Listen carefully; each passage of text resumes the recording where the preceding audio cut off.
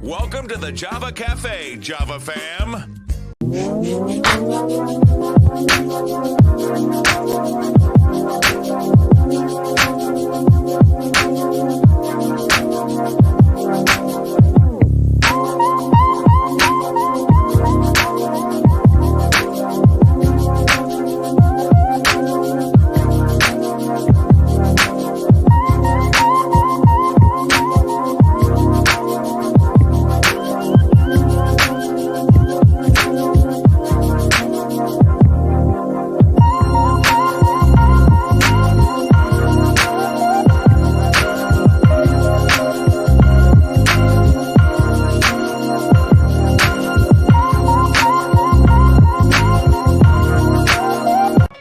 Now in Massachusetts, you can get your standard driver's license regardless of immigration status. Gather all required documents: proof of identity and date of birth, proof of Massachusetts residency, and proof of Social Security status. Next, register at mass.gov/myrmv for your learner's permit. When you pass, schedule your road test at mass.gov/myrmv and prepare at mass.gov/roadtest. Register today. Good morning. You're listening to Java with Jimmy. Good morning, everybody. Good morning. Good morning. I don't know why I feel compelled to apologize to my guests. We got the countdown, the intro, the commercial, but we're going to jump right in. And I am honored to have my sister, who is not a stranger to the Java Cafe. She is our Congresswoman, a charter member, has been here supporting since 2020.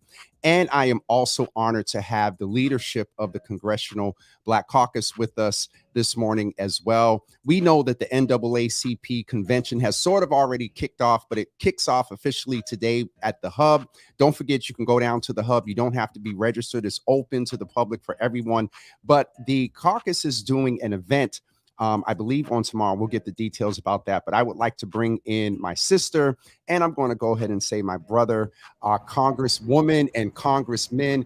Welcome to both of you. AP, it is so good to see you, and you are just looking radiant and wonderful.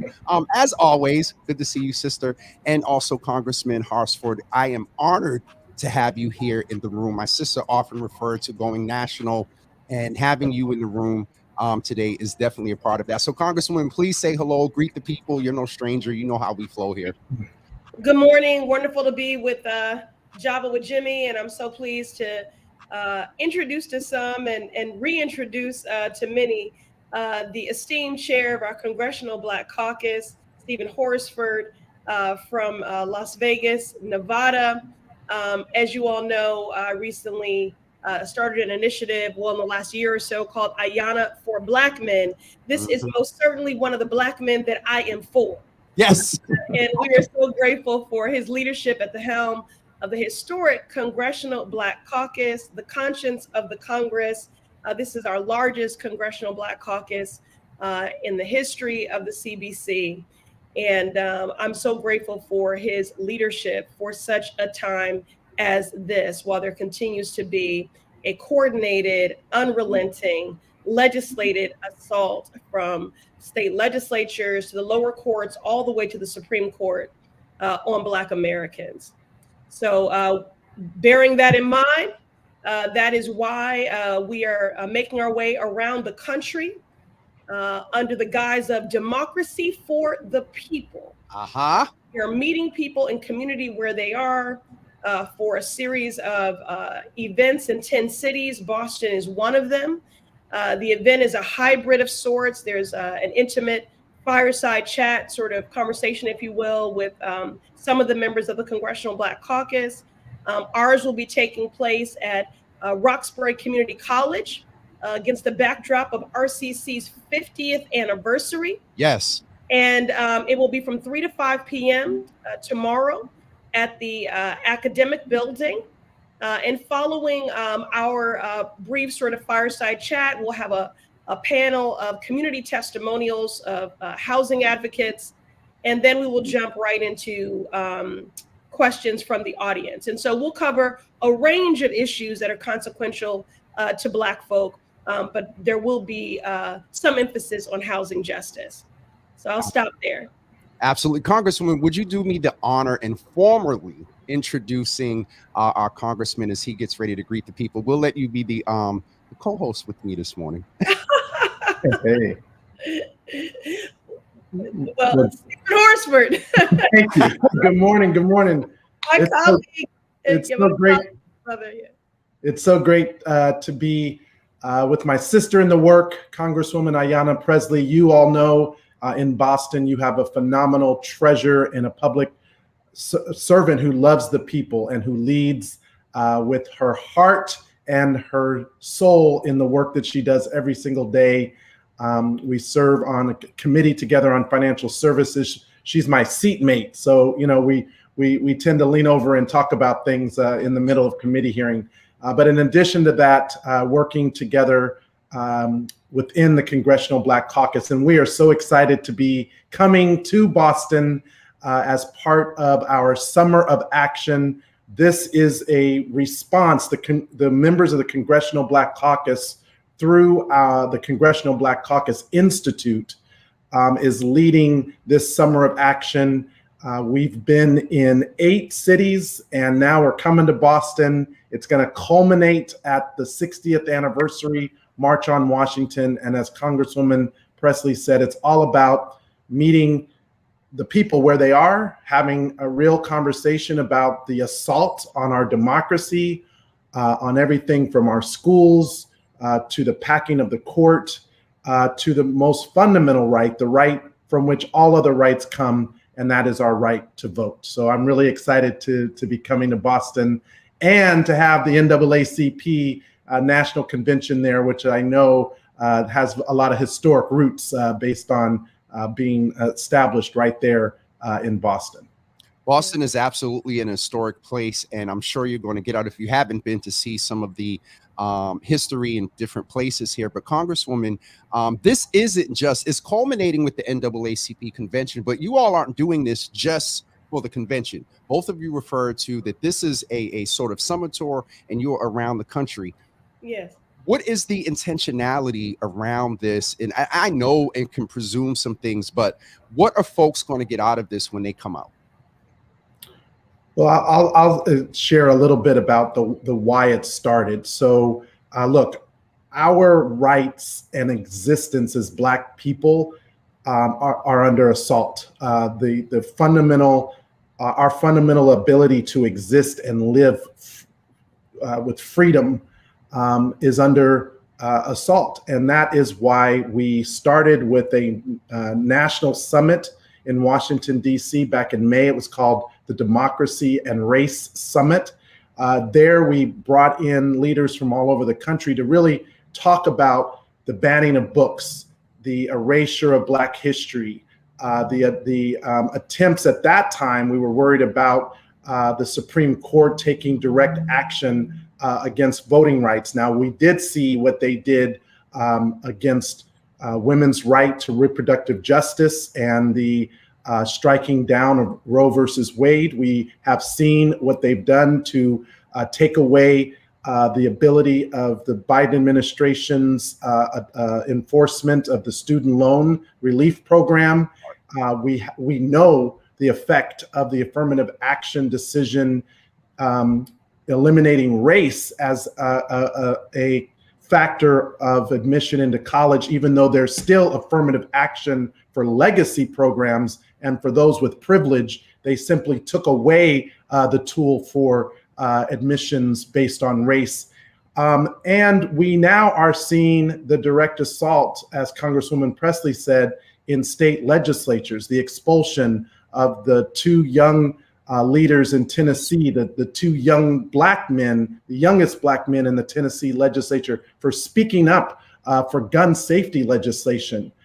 We have seen just recently people talk about slavery being a benefit.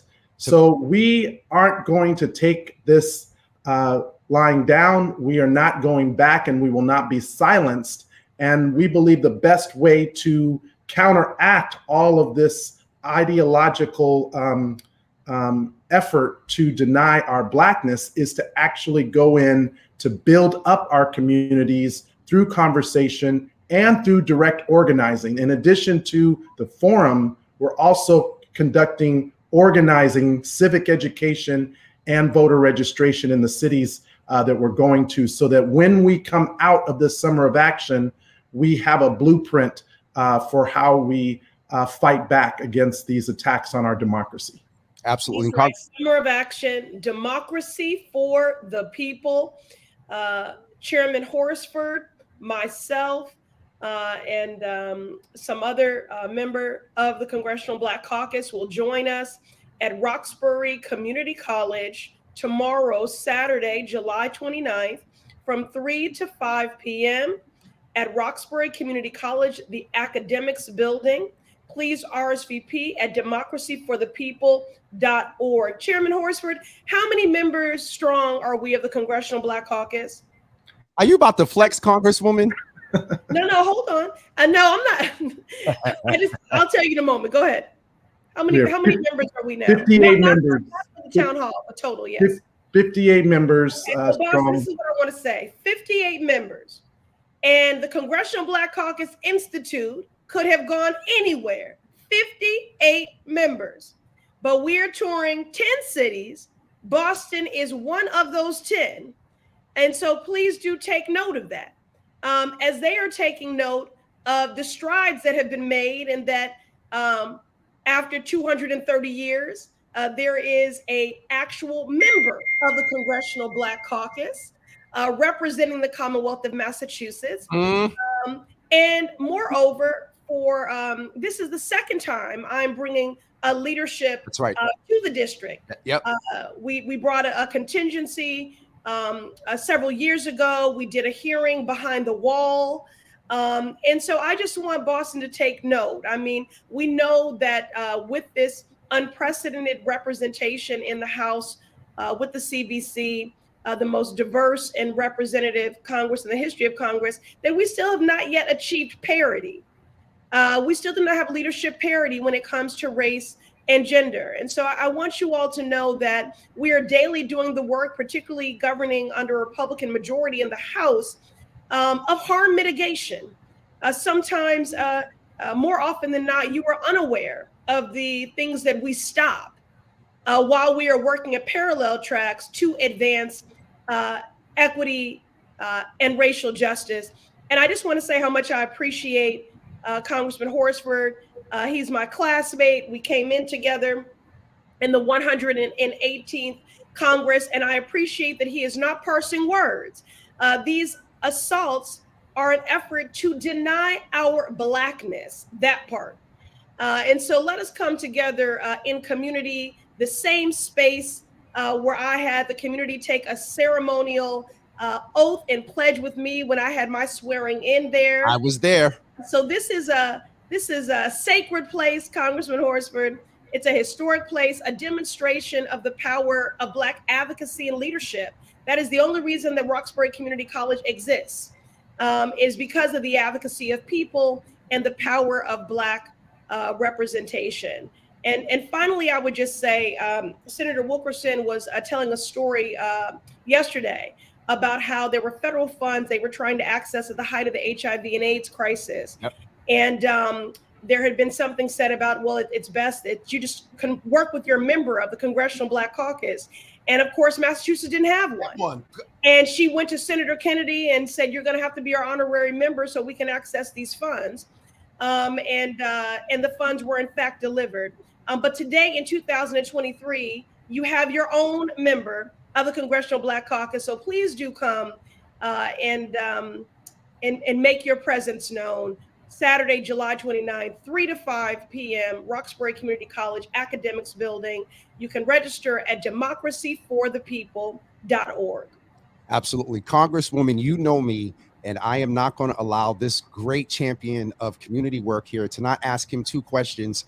Congressman, how important is it that Black men step in and step up? As much advocacy as our queens like Congresswoman and others are doing, there is a responsibility that we have to step in there was the not only theme, but the thing that we have to do, protect Black women. Can you talk to Black men right now about the importance? The group that a Congresswoman pulls together, we just a couple of weeks ago were out in Cambridge in a district, and we had some folks there. But folks in this virtual space, what would you say to Black men, not just in the district, but across the country, about stepping in and stepping up and protecting our democracy? What would you say, sir?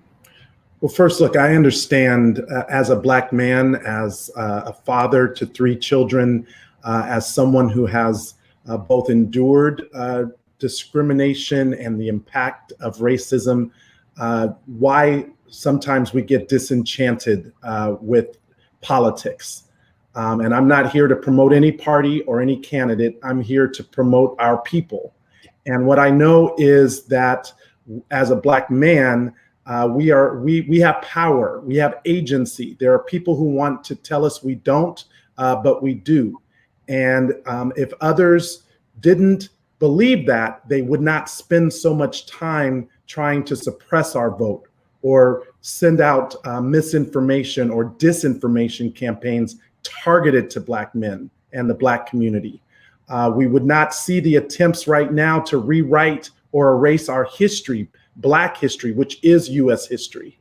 And look, I know as a Black man, it's also about having dignity in being able to get a job that pays and being able to provide for your family and not just to survive, but to thrive and to have a legacy that you can pass down, to build wealth. Wealth as far as legacy to give something to the next generation. As a Black man, that's incredibly important to us. And I want to commend Congresswoman Presley for doing the work she's been doing to bring Black men into safe places to have conversations, to talk about challenges with mental health, issues around how we're feeling in society, the fact that, we feel targeted a lot of times, whether that's by police or by gun violence or by some of the institutions that deny us opportunity. But what I am trying to say to Black men all across the country is we have power and we need to be able to use that power. I want to thank Black women for doing their part in standing in the gap and making sure that our families and our communities and the institutions, from our schools to voting, are upheld. And Black men, we can help make sure that happens every single day. The last point is we actually are working with Black mayors across the country. And we have a program called Black MVP. It's the Black Male Voter Project. And it's all about really reaching Black men where they are, whether that's at a barber shop, whether that's hanging out at a cigar lounge, having drinks, because guess what? We have a point of view too. And we have a set of issues that we want candidates to talk about. We want to know what it is you are doing to make sure that Black men have access to wealth and to legacy building and to entrepreneurship, and specifically how it will reach us as Black men. So that is my message. We have power, and we just have to be able to use it in this moment, because there are literally coordinated, well-funded, targeted efforts to Black men in particular, but the Black community generally, to take away some of our most fundamental rights. And we can't let that happen in this moment. This is our generation's time to carry the baton. Yeah, I just want to build on that for one moment. Yes, Congresswoman. That eloquent articulation and little mini TED talk there. I just want to make this clear. With the efforts of Chairman Horsford with the Black Male Voter Project, I've shared before that the American Medical Association now cites voting as a determinant of health. It's an indicator, because if you can have the agency to cast a ballot, then hopefully you'll carry that agency in doing other things. But I wanted to make it very clear that this work is not just about the vote, because we also recognize in the ways that Black men feel targeted, they also feel unseen and invisible. Yep. So it is about agency and it is about power. And It's the acknowledgement that policies are not things that are static and live on a shelf.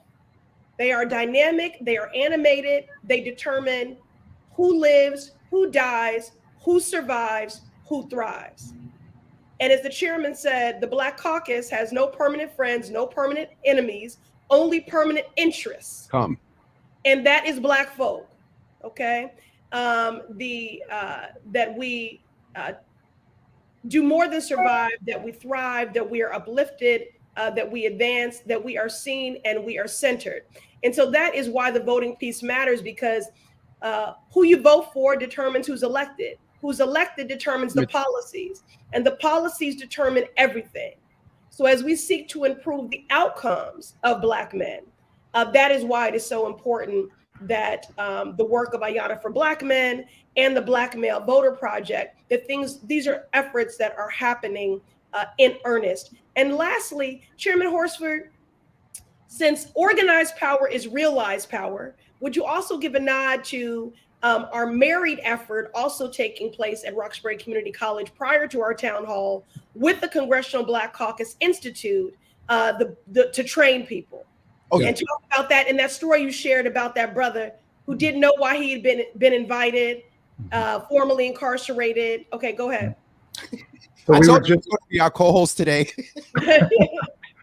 We were in Orlando recently with Congressman Maxwell Frost, one of the youngest member in Congress. And as part of the Democracy for the People, we're in partnership with People for the American Way. And we have civic education training that, again, has been customized with the Congressional Black Caucus Institute. So it speaks to us. And we were at the training in Orlando, and a young Black man, he's about 22, 23 years old, got into a situation when he was 17, had a felony, got it addressed, and realized that it was really a sign for him for how he wanted to turn his life around. He started to seek out ways that he wanted to impact his community.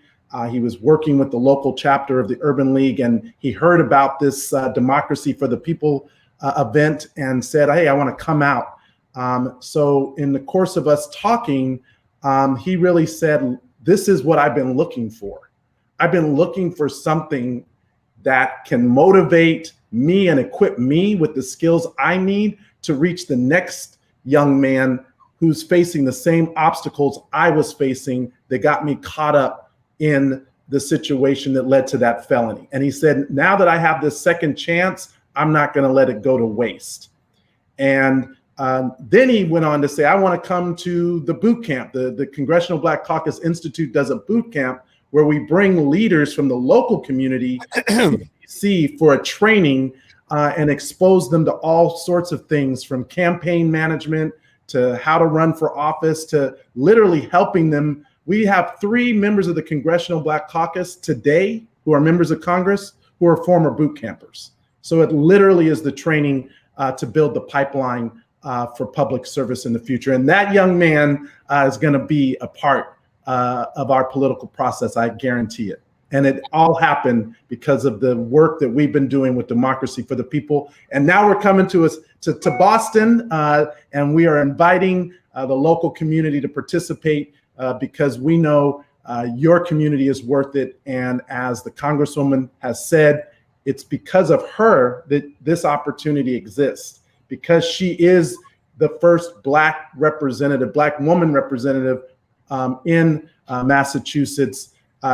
She may be the first, but we will make sure it's not the last. Listen, let me tell you, it'll be big shoes to fill and a legacy, but she certainly, with all due, Congresswoman, and I know you agree with this, you will not be the last, setting a trailblazing a road. Before I got 3 minutes left before I let you both go.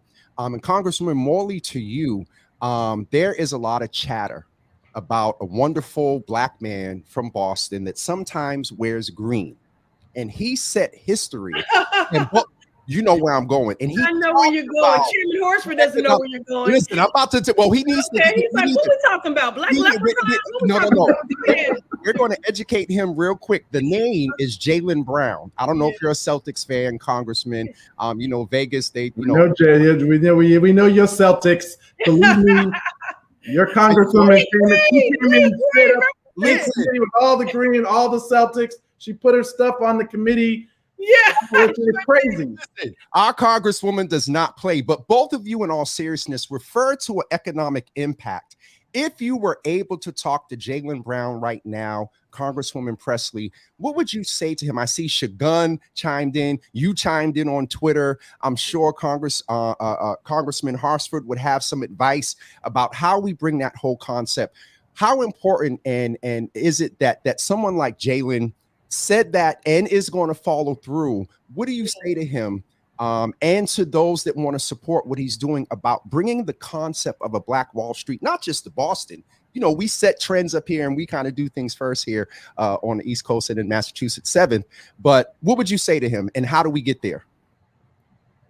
Congresswoman Presley. Well, we've been in ongoing communication and will continue to. The first thing I would say is just thank you. I'm grateful in honoring the legacy of a great many Black athletes before him, and not just limited to basketball, but including certainly the likes of Bill Russell and others, who we hope to honor posthumously with a congressional, the highest honor that you can give a civilian. I don't want to say it wrong. I think is it a congressional medal of honor? I think so. I think that's what it is. Well, Chairman Horsford. Maybe if they say it's wrong. Yeah, but I don't want to say the wrong thing, and I think Chairman Horsford is frozen there. Okay. But Chairman Horsford, Jaylen Brown had tweeted that he wants to bring a Black Wall Street to Boston. So first, I want to thank him for honoring the legacy of the Black athletes who used their platform and their power to improve the lives of Black Americans. And at times to engage actively in Black resistance work. They were truth tellers, they were disruptors in their own right, and they did not have to steward their power in that way. And so I'm grateful that Jaylen Brown is named that, and that's what he wants to do. And I would, what I hope to talk with him about are some opportunities legislatively where he can, co-sign the things that we're seeking to advance, things like baby bonds, which is getting a lot of traction throughout the country. Our legislation with Senator Booker and some governors have already passed that, and our own treasurer is looking into that. I won't unpack the bill because I've talked about it before on here, but I think what I'd like to do is develop with him a legislative agenda that promotes economic development, Black entrepreneurship, and wealth building. And I think we can't leave out of that discussion our mayors and our governors, because certainly we're fighting the good fight on the federal level, but there remain opportunities, in a different landscape, in a more direct impact by our governor and our mayors to actualize some of that. And finally, when he says he wants to bring Black Wall Street to Boston, I think it's important to know we're in a very similar moment. A lot of people talk about the Tulsa massacre, but there were multiple Black Wall Streets. And so it was, a response to Reconstruction, a whitelash, a backlash, if you will, because even if people, and I've said this many times before, are inclined to celebrate or recognize diversity, when you start talking about shared wealth and shared power, that is another conversation altogether. And that is the same moment that we find ourselves in right now. This is a backlash. This is a whitelash to a increasingly growing power of the super majority representing the most marginalized. And that movement is led by Black folks because we have been organizing the longest. And so I'll just turn it over to Chairman Horsford from there. But Chairman Horsford, Jaylen Brown tweeted yesterday that he wants to bring Black Wall Street to Boston. And so that's what, and I quote tweeted and just said, cosign, you know how to reach me. Well, the Congressional Black Caucus actually last year through the foundation led an effort for the commemoration of Black Wall Street in Tulsa. And I'm actually working on legislation to commemorate that through a national monument designation. And as you said, Congresswoman, Tulsa is not the only location where the bombings of Black businesses occurred, where the destruction of Black entrepreneurs were devastated. That happened in a lot of places all over the country. And this is why upholding our schools and our history is so important at a time when there are people who are trying to erase and or rewrite that history. They want to take these types of facts away and then tell us things like slavery was a benefit because you actually learn skills. What are you talking about? It's not a workforce program. And so this is why we have to push back on those really extreme, radical notions, but it's a coordinated effort because it's really about defunding our public education. It's about denying access to the truth. But we're not going to allow that to happen. We're standing firm. We're calling out the thing that is the barrier to our success, because we understand that this is a critical time to defend our democracy. And our democracy are the institutions of our schools, the courts, and voting. And yes, we have a right as Black people to those institutions as well. We could be here for another half hour because both of you got me started. I know y'all have to do stuff and travel and get up here for the convention if you're not already here. I really appreciate both of you. Congresswoman, you know this, but Congressman as well. If ever you all need to get stuff out, I know y'all on national platform and got legacy media and big media available, but you know. This is where it's at, right here. I love this. Yeah. Listen, my sister told me last time she was on that I'm just a toddler, 3.5 years in. And so I appreciate the opportunity to host both of you and to get this information out. Congressman, I hope to meet you sometime this weekend. Congresswoman, stop by the hub.